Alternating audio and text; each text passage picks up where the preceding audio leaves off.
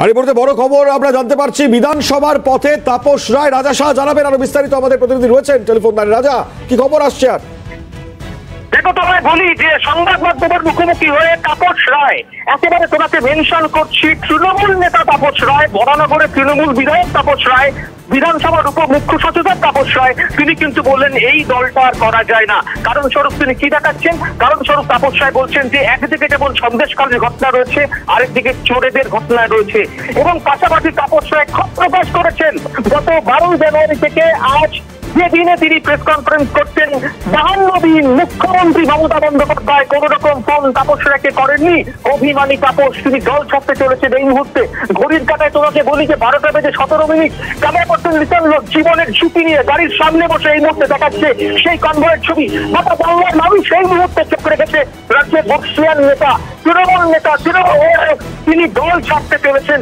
এবং তোমাকে বলি এই মুহূর্তে বিধানসভা অভিমুখে তাপস রায় রওনা দিয়েছেন, যেটা সূত্র মারফত খবর পাচ্ছি তিনি বিধায়ক পদ থেকে ইস্তফা দেবেন। অর্থাৎ বুঝতে পারছো, তাপস রায়, এই তাপস রায় যিনি কংগ্রেস করতেন, তারপর মমতা বন্দ্যোপাধ্যায়ের সঙ্গে প্রথম দিন থেকে ছিলেন, সেই তাপস রায় আজকে বলছেন দলের পক্ষ থেকে তিনি কোনো সম্মান পাননি, মমতা বন্দ্যোপাধ্যায় তার পরিবারের পাশে এসে দাঁড়াননি।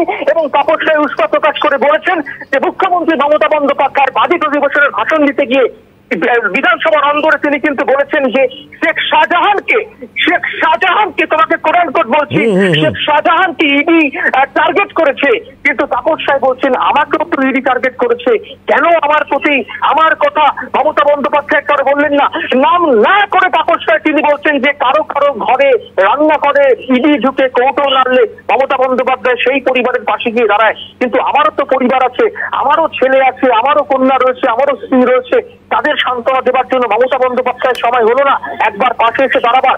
অর্থাৎ তোমাকে বলি মরিময় এক রাষ্ট্র উগড়ে দিয়ে আজ তাপস রায় এবং রাজা, আমরা এটাও শুনলাম তিনি বলছেন ব্রাত্য কুণাল এসেছিল সিদ্ধান্ত পুনর্বিবেচনার জন্য, অন্যদিকে সুব্রত বক্সির তরফ থেকে শোকজ নোটিশ আসছে।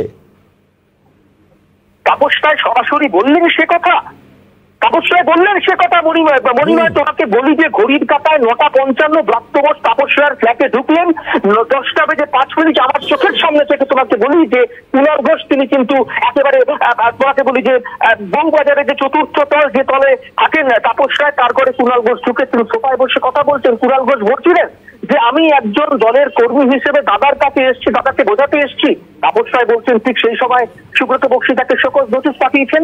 এবং তাপস রায় আবার অভিযোগ করছেন এই দলে যাদের সাসপেন্ড হওয়ার কথা, যাদের শোকজ হওয়ার কথা, তারা বহায়ত বিয়েতে রয়েছেন। দিনের পর দিন যেভাবে উত্তর কলকাতার তৃণমূল সাংসদ একেবারে বলি যে নাম করে সুদীপ বন্দ্যোপাধ্যায়ের নাম করে যেভাবে তাপস রায় আক্রমণ করছেন, সেই তারপরে আমরা দেখেছি তাকে সেন্সারও করেছে কোনো কোনো সময়। আজকে তাপস রায় বলছেন যে তিনি 1996 সাল থেকে রাজনীতি করছেন, এমএলএ রয়েছেন, এই প্রথমবার বাজেট অধিবেশনে তাকে তিনি সক্রিয়ভাবে ভূমিকা নেননি। এই মুহূর্তে তোমাকে বলি ঘড়ির কাঁটায় পরিবার 12:19 গ্রামের সামনে থেকে তাপস রায় দাঁড়িয়ে যাচ্ছে, এগিয়ে যাচ্ছে। রাজা তুমি ফলো রাখো রাজা। তাপস রায় দাঁড়িয়ে রয়েছেন, আর মাত্র মিনিট কয়েক লাগবে তাপস রায় বিধানসভা পৌঁছতে। তোমাকে বলি মরিময়, তাপস রায় এই মুহূর্তে তিনি কোথায় যাচ্ছেন? তা তিনি বিধানসভায় যাচ্ছেন। বিধানসভায় তাপস রায় কি হিসেবে ঢুকবেন? অবশ্যই বরানগরের বিধায়ক, এবং একই সঙ্গে তোমাকে বলি মরিময় তিনি প্রবেশ করবেন বিধানসভার উপমুখ্য সদস্য হিসেবে। সবকিছু মিলিয়ে তোমাকে বলি এই মুহূর্তে তিনি যাচ্ছেন ইস্তফা দিতে। যে সূত্রের খবর তোমাকে বলি, সংবাদ মাধ্যমের সামনে বসে তাপস রায় ঘোষণা করেছেন এই দল আর করা যায় না। কেন করা যায় না তিনি বলছেন যে সন্দেশখালীর প্রসঙ্গ তিনি তুলে ধরেছেন, যে সন্দেশখালী প্রসঙ্গ নরেন্দ্র মোদী একেবারে আরামবাগে সভা করতে এসে তিনি বলেছেন সন্দেশখালী প্রসঙ্গ তার মুখে আমরা দেখতে পেয়েছি, তার মুখে শুনতে পেয়েছি। এই মুহূর্তে তাপস রায় তিনি চলেছেন বিধানসভার দিকে। তাপস রায় বলেছেন রাজ্যের মুখ্যমন্ত্রী মমতা বন্দ্যোপাধ্যায় তিনি বিধানসভায় ভাষণ দিতে গিয়ে তিনি কিন্তু একেবারে শেখ শাহজাহানকে যেভাবে তিনি সাপোর্ট করেছেন, তিনি বলেছিলেন যে ইডি কিন্তু শাহজাহানকে টার্গেট করেছিল। কিন্তু তাপস রায়ের প্রসঙ্গে একবারে রাজ্যের মুখ্যমন্ত্রী মমতা বন্দ্যোপাধ্যায় বলতে পারেননি। এটা তাপস রায়ের কাছে দুঃখ, এটা তাপস রায়ের কাছে অভিমান। এটাই বর্ষিয়ান বিধায়ক তাপস রায় তিনি বারংবার বলছেন যে কেন মুখ্যমন্ত্রী গত 52 দিনে একবার তার পরিবারের পাশে এসে দাঁড়ালেন না, কেন তার স্ত্রী কন্যাকে ফোন করলেন না? আমরা অতীতে দেখতে পেয়েছি যখন ফিরাদ হাকিম নাম করে মমতা বন্দ্যোপাধ্যায়ের উদ্দেশ্যে তাপস রায় আঙুল তুলেছেন। নিত্যান্ত তুমি আরেকবার দেখো এই মুহূর্তে তোমাকে দেখাচ্ছি যে WB02A MH586 গাড়ির তাপস রায় রয়েছেন। এই মুহূর্তে তাপস রায় চলেছেন বিধানসভায় ইস্তফা দেওয়ার জন্য। তোমাকে বলি যে তিনি কিন্তু বলেছেন যে কারো বাড়িতে ইডি ঢুকলে যদি মশলার কৌটো দাঁড়ায় রান্নাঘরে ঢুকে, তাহলে সেই সময় মমতা বন্দ্যোপাধ্যায় তার পাশে গিয়ে দাঁড়ায়। আমার বেলা কেন নয়? আমার কি পরিবার নেই? আমার কি স্ত্রীকন্যা নেই? আমার কি পুত্র নেই?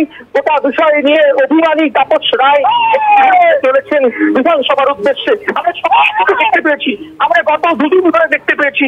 গত পরশু মনিময় সিএনকে দেওয়া সাক্ষাৎকারে তাপস রায় উৎসাহ প্রকাশ করেছিলেন। তাপস রায় সেই মুহূর্তে তিনি কিন্তু বলেছিলেন যে কিভাবে, তোমাকে বলি যে তাপস রায় সেই মুহূর্তে বলেছিলেন যে এই দল আর করা যায় না। তিনি কিন্তু বলেছিলেন যে দলের অন্দর নেই, সেখানে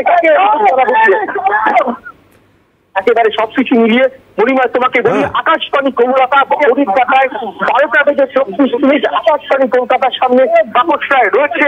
এবং তোমাকে বলি আর মিনিট কয়েকের মধ্যেই তিনি কিন্তু কলকাতা যে পশ্চিমবঙ্গ বিধানসভা সেখানে পৌঁছবে।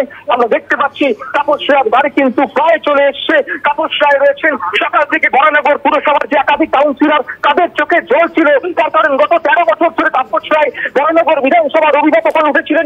বরানগর বিধানসভার কাউন্সিলররা তারা কিন্তু বলছিলেন বারংবার মনিময় তোমাকে বলি তারা বলছিলেন বরানগর কিন্তু অভিভাবকহীন হলো। তোমাকে এক্স্যাক্টলি বরানগর অভিভাবকহীন রাজা, এক্স্যাক্টলি তুমি যেটা বলছো অবশ্যই অত্যন্ত তাৎপর্যপূর্ণ। নজরে রাখো গোটা পরিস্থিতি। আপাতত তোমাকে ধন্যবাদ জানাচ্ছি।